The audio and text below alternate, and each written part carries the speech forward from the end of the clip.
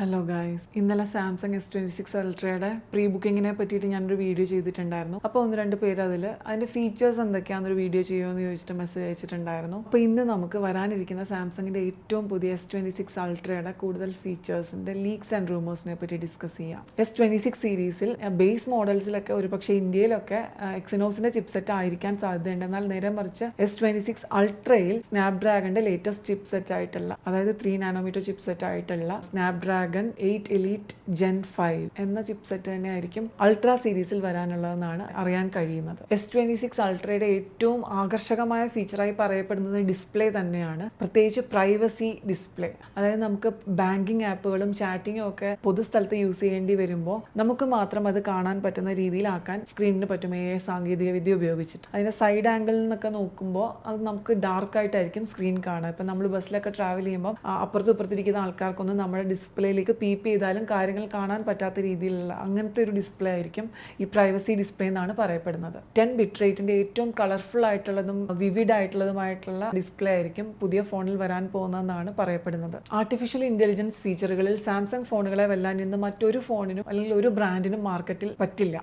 അതുകൊണ്ട് തന്നെ പുതിയതായി വരുന്ന സാംസങ്ങിൻ്റെ ലേറ്റസ്റ്റ് ഫ്ലാഗ്ഷിപ്പിൽ തീർച്ചയായിട്ടും AI ഫീച്ചേഴ്സ് അടിപൊളിയായിരിക്കും എന്നാണ് പറയപ്പെടുന്നത്. ക്യാമറ സാംസങ്ങിൻ്റെ അൾട്ര ഡിവൈസുകളുടെ ഏറ്റവും വലിയ പ്രത്യേകതയാണ്. ഈ വർഷവും മാർക്കറ്റ് ലീഡിംഗ് ആയിട്ടുള്ള ക്വാളിറ്റിയുള്ള ക്യാമറ തന്നെ ആയിരിക്കും. അത് മെഗാ പിക്സലിൽ വലിയ മാറ്റങ്ങളൊന്നും വന്നിട്ടില്ലെങ്കിലും വേരിയബിൾ അപ്പർച്ചർ ഉണ്ടായിരിക്കും എന്ന് പറയപ്പെടുന്നുണ്ട്. അങ്ങനെ വരുന്ന വേരിയബിൾ അപ്പർച്ചർ ലൈറ്റിനെ കൺട്രോൾ ചെയ്തിട്ട് ഫോട്ടോഗ്രാഫിക്കും വീഡിയോഗ്രാഫിക്കും ബെറ്റർ മിഴിവേകാൻ പാകത്തിനുള്ളതായിരിക്കും. അതായത് നൈറ്റ് ഫോട്ടോഗ്രാഫിയൊക്കെ വേറെ ലെവലായിരിക്കും എന്നാണ് പറയപ്പെടുന്നത്.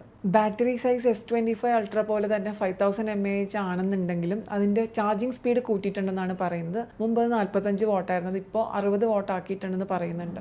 ബിൽഡ് ക്വാളിറ്റിയിലും ഡസ്റ്റ് ആൻഡ് വാട്ടർ റെസിസ്റ്റൻസിലും ഒക്കെ പഴയ സാംസങ് ക്വാളിറ്റി അങ്ങനെ തന്നെ നമുക്ക് എക്സ്പെക്ട് ചെയ്യാം. അതുപോലെ പ്രൈസ് ഹൈക്ക് ഉണ്ടാവാൻ സാധ്യതയില്ല എന്നും പറയപ്പെടുന്നുണ്ട്. പഴയ S25 സീരീസിൻ്റെ അതേ പ്രൈസ് റേഞ്ചിൽ തന്നെയായിരിക്കും S26ഉം അവൈലബിൾ ആവാൻ പോകുന്നതെന്നാണ് അറിയാൻ കഴിയുന്നത്. അതായത് S26 അൾട്രയുടെ ബേസ് മോഡലിന് 1,30,000 തൊട്ട് സ്റ്റാർട്ടിംഗ് ആവാൻ സാധ്യതയുണ്ട്. ഇനി ഈ ഫംഗ്ഷൻ വരുന്നത് അടുത്ത ബുധനാഴ്ച, അതായത് ഫെബ്രുവരി 25 ഇന്ത്യൻ സ്റ്റാൻഡേർഡ് ടൈം രാത്രി 11:30 ലൈവ് ആയിട്ടുണ്ടാവും. സാംസങ്ങിൻ്റെ ഒഫീഷ്യൽ സൈറ്റിലും ഉണ്ടാവും, മറ്റു പല യൂട്യൂബ് ചാനൽസിലും ഉണ്ടാവും, ടെക് ചാനൽസിലും ഒക്കെ ഉണ്ടാവും. താല്പര്യമുള്ളവർ കാണുക. ഞാൻ എല്ലാ വർഷവും കാണാറുണ്ട് കേട്ടോ. ആപ്പിളിൻ്റെയും സാംസങ്ങിൻ്റെയും ഒക്കെ അൺപാക്ഡ് ഈവൻസ് ഞാൻ എല്ലാ വർഷവും കാണാറുണ്ട്. അത് വളരെ എക്സൈറ്റിംഗ് ആണ്. കാരണം നമ്മുടെ ലോകം പോകാൻ പോകുന്ന പുതിയ വഴികളാണ് ഈ അൺപാക്ഡ് ഈവൻസ്. ഇവർ ഇൻട്രൊഡ്യൂസ് ചെയ്യുന്ന പല ഇന്നോവേഷൻസും ആയിരിക്കും പിന്നീടുള്ള ടെക്കിനെ നയിക്കുന്നത്. അപ്പോൾ അത് കാണാനുള്ള ഒരു ആകാംക്ഷയിൽ ഞാൻ എല്ലാ വർഷവും കാണാറുണ്ട്. ഞാൻ എന്തായാലും കാണും. പ്രോഗ്രാമിൻ്റെ ഒരു അവലോകന വീഡിയോ ഞാൻ പിന്നീട് ഇടാം. അപ്പോൾ ഇന്നത്തെ വീഡിയോ ഇത്രയേ ഉള്ളൂ. അടുത്ത വീഡിയോയിൽ മറ്റെന്തെങ്കിലും വിഷയമായി വരുന്നത് വരെ tata, bye bye, see U.